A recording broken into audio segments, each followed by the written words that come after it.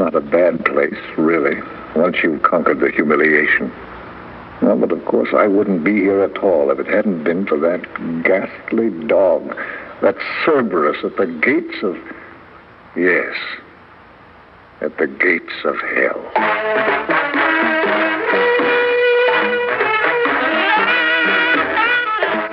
Theater 5 presents The Big Dog.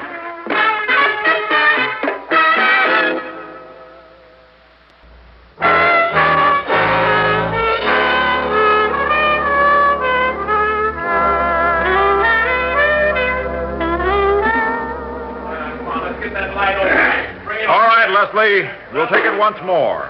Now relax this time. And remember the boom camera's on you till you hold up the bottle. And then we go to a close-up of the pills. Right you are. Keep your fingers crossed. You'll make it this time. Need better. Those clubs are costing the agency a fortune. Quiet on the set. Hold it. Roll it. Are you run down at the end of the day? Do you wonder where your pep has gone? Then what you need is tone. The amazing new product resigned to restore your... Cut! Good grief. I'm terribly sorry, John, old boy. These commercials are deadly tongue twisters. Not deadly enough. Fire him. Get rid of him. Find me an actor who can say his lines, not some has-been. You fire him. I can't. That's Leslie Adams. I'll be glad to.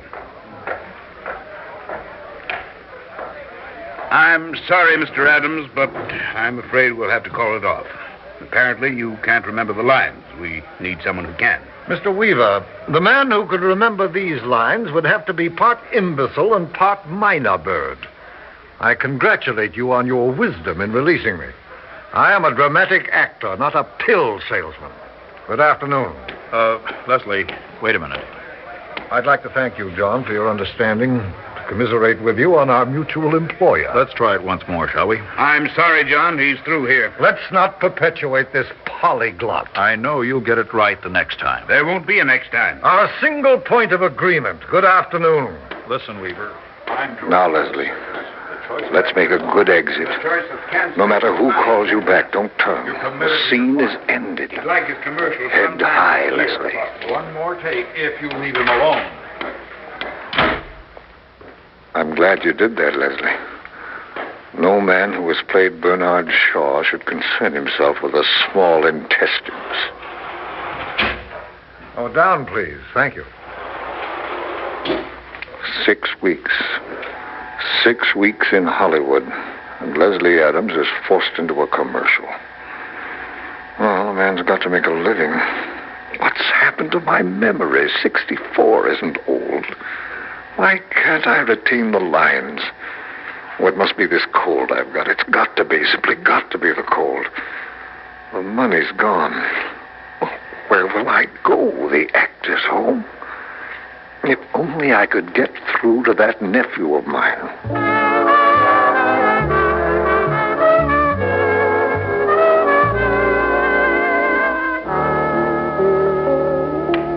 Well, Boniface Walter, how's the hostel tonight? A welter of mail and messages? Slow, Mr. Adams. No calls for you. Nothing from Alex Kendall? Not a thing. Leslie. Oh, how nice to see you again. Jamie! Here for a film? Oh, just 3 weeks. Are they keeping you busy? Oh, you know, the round of television. That nephew of mine won't let me rest. Oh, yes, Alex is doing well, isn't he? Oh, yes, and gone completely Hollywood, you know. Even his wife's got a secretary to handle their social life. Incredible place, isn't it? But I may escape it yet. Miller wants me back in his new play. Oh, Broadway? I envy you. As a matter of fact, Jamie, there's a young man in it you might play. Shall I put in a word with Gilbert? Well, that's always home, you know. Then it's done. See you tomorrow. Good night. I know it's none of my business. But is he that important on Broadway? Does he owe you a bill? As a matter of fact... I'll cover it. And the answer to your question is yes. Or it used to be. Well, then he'd better go back. He hasn't worked since he moved in. His memory's shot. There's nothing for him to go back to.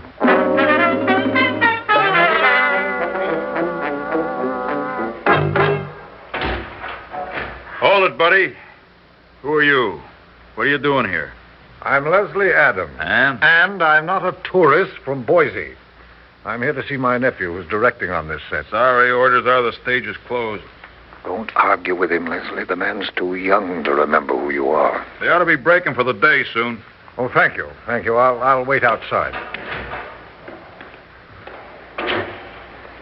Well, the days are pretty here. The weather, that is. The rest is like a visit to the dentist. It goes well enough until the drill strikes. Leslie Adams soliciting Alex Kendall. The world turns, doesn't it?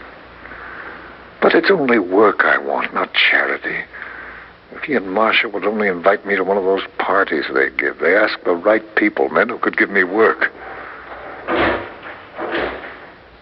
Yes, they're coming out now, the actors.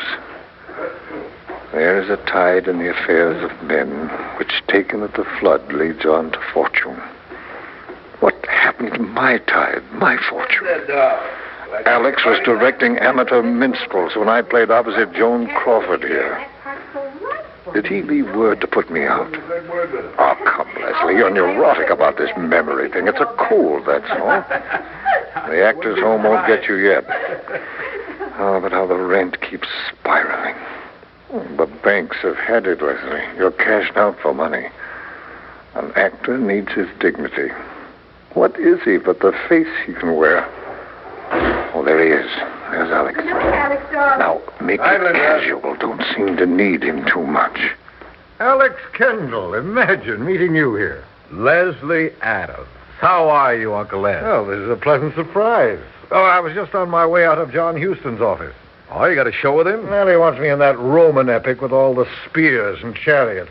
That film will look like a hardware convention. Everybody rattling around like pots. Oh, you're a funny man, Uncle Les. You should have been a stand-up comic. I should have been a comic? Oh, I didn't mean to offend you. You could have been a great success. I have been a great success. Oh, yes, you have.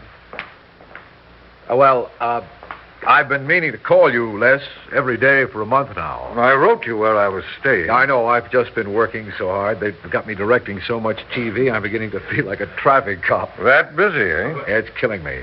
You? Yes, it's killing me, too. Not the work, the lack of it. Oh, I'm busy enough. Les, I'm sorry I've got to run. Shall we see each other? I hope so. When?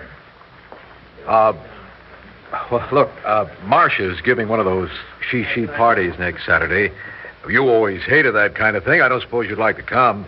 Well, that is poker night with Freddie March. Oh, too bad. Another time? Oh, what am I saying? Oh, dear. Now, he's going to be in New York this weekend. And we can look for you? Well, if Houston doesn't hold me up.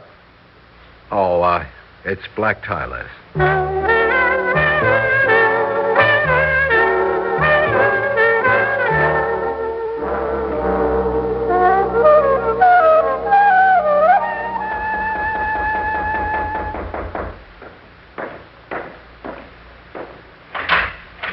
Oh, thank you, Walter. Nice of you to bring it up from the tailor. That's a beautiful jacket, Mr. Adams. Yes, it should be. It was cut by the tailor to the Prince of Wales while I was in London playing in Maytime. White for dinner was new then. The Prince and I made a vogue of it. This thing cost me £45. Oh, worth it, I'd say. The way it fits. Makes you look like a prince yourself. Thank you, Walter. Oh, take this for your trouble. Oh, no, that's too much. A discerning man should be recognized. Take it, I insist, as a token of a special occasion. This is a turning point in my life, Walter. The comeback. Hollywood, twice taken. Sound the trumpet for Leslie Adams. All hail Caesar! And crown his head with laurel for the march of triumph tonight.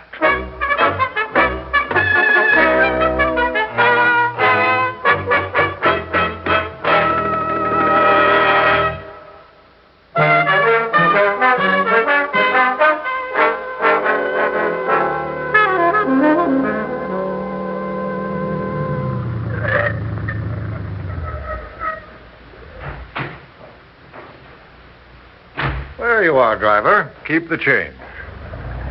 What is it about giving a big tip that makes a man feel confident? Well, there it is, Leslie. the Kendall Menage. An imposing pile of rock, isn't it? Beautiful, too, in a grandish kind of way. As I remember Marcia, she's a little grandish, too. She must hire a battery of gardeners to keep the grounds this way. Oh, well, that's perfect. They've got themselves a dog. Not just any dog, mind you, but a Dane. Not just any Dane, but a harlequin, for heaven's sake, cavorting in the sprinkler like something out of DeMille. Now, just stay where you are, boy. The Prince's tailor wouldn't approve of you. No, down, boy. Stop shaking. Go on. You're muddy. For a man who loathes animals, he's extremely fond of me. Alex should keep him chained when there are guests. Well, Leslie, it's time to storm the castle, to carve a new career in those television films of his. It's not such a bad little medium, and you could bring quality to it.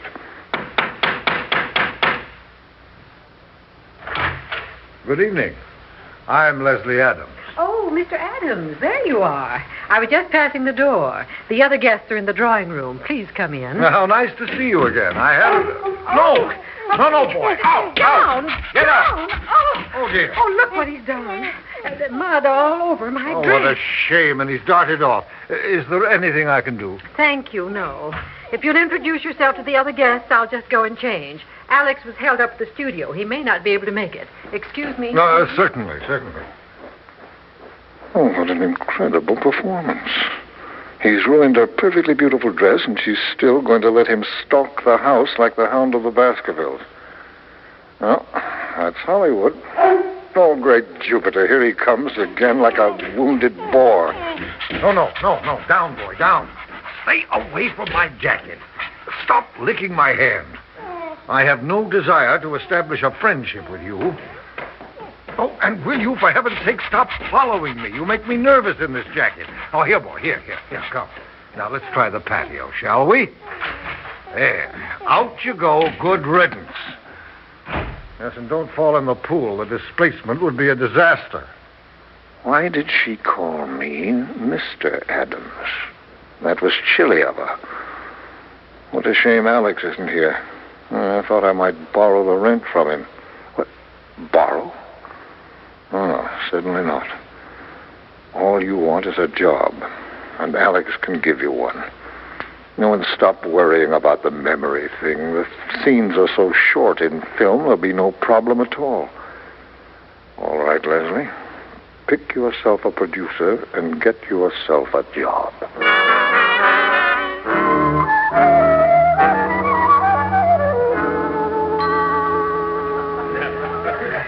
Oh, is that a martini? Thank you. Thank you very much. You know, Mr. Delbert, as I was saying, your series is without question the most superior in television today. Well, thank you very much. No, I mean it. It's adult, imaginative, creatively conceived. Any serious artist should feel privileged to appear in it. Oh, I know I would, and I turn down parts by the score. Now, go away, boy, go away. That dog is crazy about you, isn't he? Yes, he seems to be. Say, do you suppose they'd mind if I put him out again? Come on, boy, come on. I'll be back, Mr. Delbert. Yes. I think I can be of help to you. Now, listen, you moon-eyed minotaur. You're not going to wreck my chances. I'm here on serious business. I've got to talk to these people, especially to Alex's wife. I can't have you fawning on me while I work. So, out you go. Out, do you hear me? Out. Go on, out. Oh, heavens, here comes Marcia. Does she see me do that to him? I don't think she likes me anyway. All right, Leslie, charm her. She can persuade Alex to give you work. Talk about her house, her garden, her dog. Tell her she's beautiful. Alex can help you. And Lord, how you need it. Oh, what a way to live. You revolt me, Leslie Adams, soliciting these people like some beggar in the street. Well, what else can I do? Go to the actor's home. Oh, Marcia. You know, if I'd known you'd wear such a dress as that, I wouldn't have been so stricken. Petrucci, isn't it? Or Marley Parness? No, it was done by one of Alex's designers. Yeah, that's another talent of Alex's, finding the right people. A designer, an actor, a wife. He's unerring. He's perfect. He was married once before. Well, one works toward perfection, you know. Ah. Oh, I saw that show of his last Tuesday. Brilliant. Oh, it was good, wasn't it? I've been a director, too, you know. I see the inspirational touches.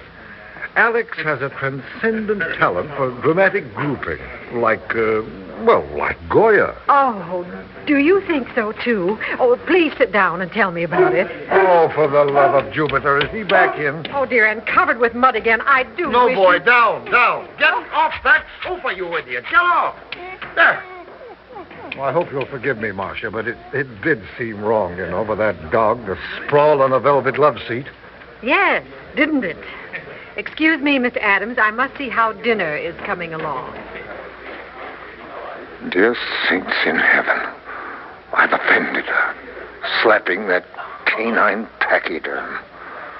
Well, there's no time to waste. I'll get to work on Delbert again.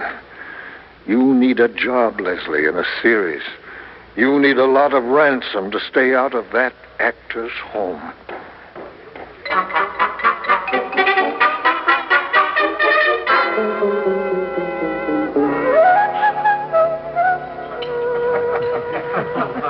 And that, said Schubert with a leer, is why we close our alley once a year.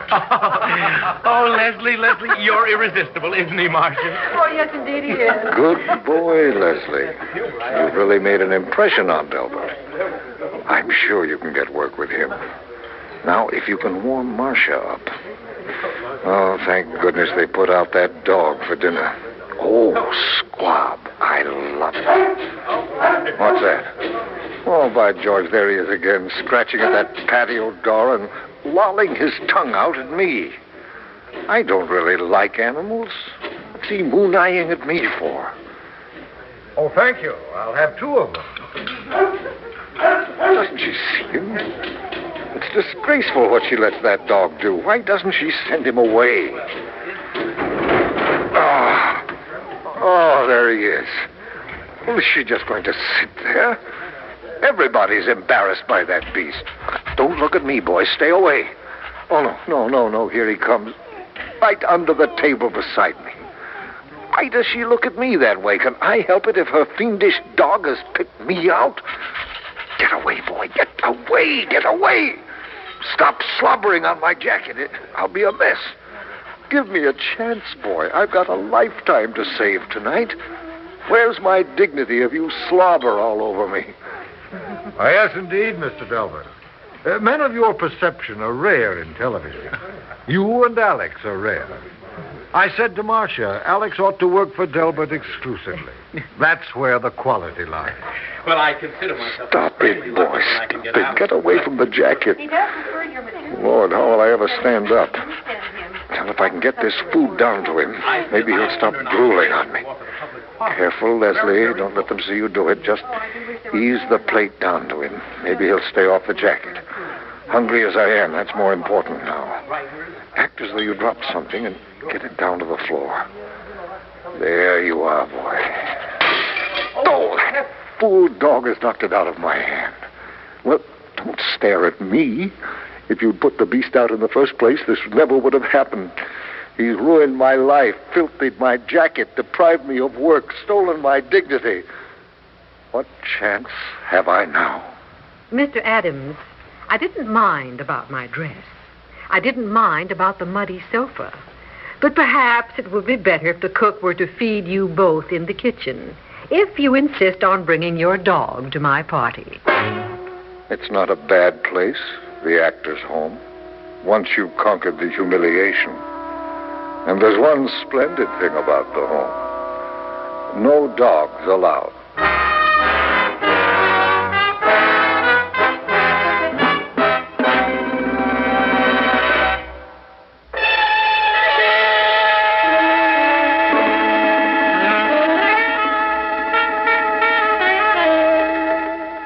5 has presented The Big Dog, written by Richard McCracken and directed by Warren Somerville. In the cast, John Griggs, Vicky Bola, Ralph Camargo, Guy Sorrell, George Petrie, Bob Hastings, and Marty Myers. Audio engineer Neil Pultz. Sound technician Ed Blaney. Script editor Jack C. Wilson. Original music by Alexander Vlastotsenko. Orchestra under the direction of Glenn Osser. Executive producer for Theater 5, Edward A. Byron. We invite and would appreciate your comments. Write to Theater 5, New York 23, New York. This is Fred Foy speaking.